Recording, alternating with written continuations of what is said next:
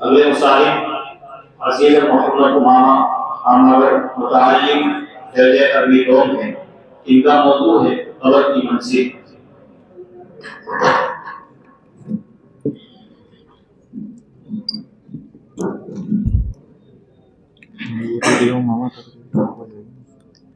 السلام علیکم ورحمۃ اللہ وبرکاتہ۔ الحمد للہ الذی لم يزل عالما قدیرا حیا قیوما سمیعا بصیرا، واشہد ان لا الہ الا اللہ وحدہ لا شریک لہ واکبرہ تکبیرا، واشہد ان محمدا عبدہ ورسولہ، وصلی اللہ علی سیدنا محمد الذی ارسلہ الی الناس کافۃ وبشیرا ونذیرا، وعلى آلہ وصحبہ وسلم تسلیما کثیرا کثیرا۔ اما بعد، محترم بزرگوں اور عزیز ساتھیوں، آخرت کی منزلوں میں سے سب سے پہلی منزل قبر ہے۔ اگر یہ منزل آسانی سے طے ہو گئی تو اس کے بعد کی منزلیں آسان ہوگی، اور اگر یہ منزل سخت ہو گئی تو اس کے بعد کی منزلیں سخت ہو جائیں گی۔ حضرت عثمان غنی رضی اللہ تعالی عنہ جب کسی قبر کے پاس کھڑے ہوتے تو اس قدر روتے تھے کہ آپ کی ریش مبارک آنسوؤں سے تر ہو جاتی تھی۔ لوگوں نے ان سے کہا کہ آپ کے سامنے جنت اور جہنم کا ذکر ہوتا، جنت کے ثواب اور جہنم کے عذاب کا تذکرہ ہوتا، آپ اتنا نہیں روتے جتنا قبر کو دیکھ کر روتے ہیں۔ حضرت عثمان رضی اللہ تعالی عنہ نے جواب دیا، ان القبر اول منزل من منازل الآخرہ، فإن نجا منه فما بعده أيسر منه وإن لم ينج منه فما بعده أشد منه۔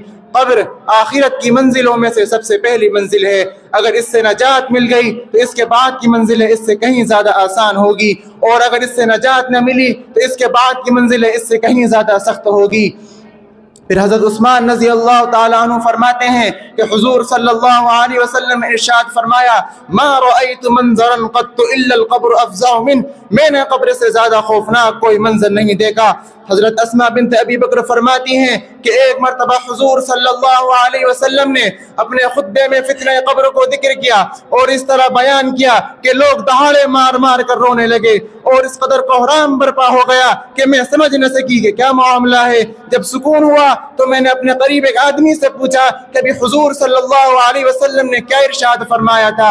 اس نے جواب دیا کہ حضور صلی اللہ علیہ وسلم نے ارشاد فرمایا، قد اوحی الی انکم تفتنون فی القبور قریبا من فتنة الدجال، میری جانب وحی کی گئی ہے کہ تم لوگ فتنہ دجال سے پہلے فتنہ قبر میں مبتلا کیے جاؤ گے۔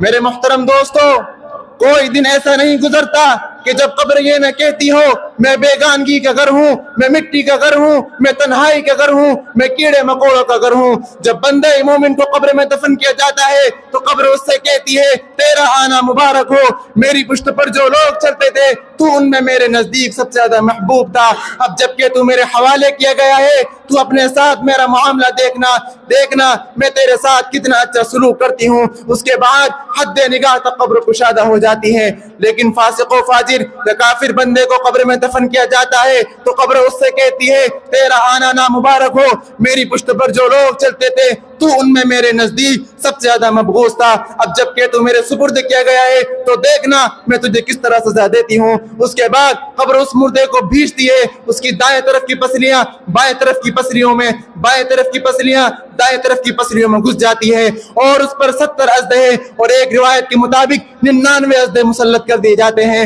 جن کا حال یہ ہوتا ہے کہ ان میں سے ایک زمین پر پھونک مار دے تو قیامت تک کچھ نہ ہوگے۔ وہ اژدھے اس کو مسلسل ڈستے ہیں اور قیامت تک ڈستے رہیں گے۔ رسول اللہ صلی اللہ علیہ وسلم نے ارشاد فرمایا، انما القبر روضۃ من ریاض الجنہ او حفرۃ من حفر النار، قبر جنت کے باغوں میں سے ایک باغ ہے یا دوزخ کے گڑھوں میں سے ایک گڑھا ہے۔ رسول اللہ صلی اللہ علیہ وسلم نے ارشاد فرمایا، جب مردے کو قبر میں دفن کر دیا جاتا ہے تو اس کے پاس 2 فرشتے آتے ہیں جن کا رنگ کالا اور آنکھیں نیلی ہوتی ہے، ان میں سے ایک کا نام منکر اور دوسرے کا نام نکیر ہے۔ وہ فرشتے اس مردے سے 3 سوالات کرتے ہیں، من ربک، تیرا رب کون ہے؟ ما دینک، تیرا دین کیا ہے؟ ما کنت تقول فی ھذا الرجل لمحمد صلی اللہ علیہ وسلم، تم محمد صلی اللہ علیہ وسلم کے بارے میں کیا عقیدہ رکھتے تھے؟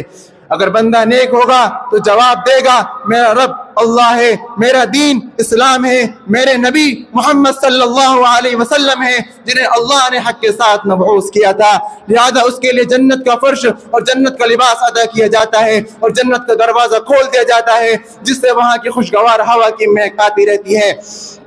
اب وہ فرشتے اس مردے سے کہتے ہیں کہ اب تو سو جا، جیسے دلہن سوتی ہے کہ اس کے شوہر کے علاوہ اس کو کوئی نہیں اٹھاتا، بس اب تو قیامت تک کے لیے سو جا۔ وہ کہتا ہے میں جاؤں ذرا اپنے گھر والوں کو اپنا حال بتا دوں۔ وہ فرشتے کہتے ہیں نہیں، اب تم نہیں جا سکتے، یہاں آنے کے بعد واپسی کا قانون نہیں ہے، بس اب تم سو جاؤ۔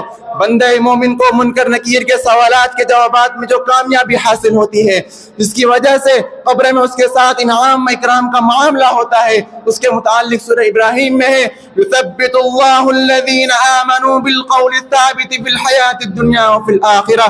ایمان والوں کو اللہ تعالیٰ اس پکی بات یعنی کلمہ طیبہ سے دنیا اور آخرت میں مضبوط رکھتے ہیں۔ لیکن فاسق اور فاجر ہر سوال کے جواب میں یہ کہتا ہے ہاں لا ادری، ہائے افسوس میں نہیں جانتا، لہذا حکم ہوتا ہے کہ جہنم کے بستر بچھا دو، جہنم کے لباس پہنا دو، جہنم کے دروازے کھول دو۔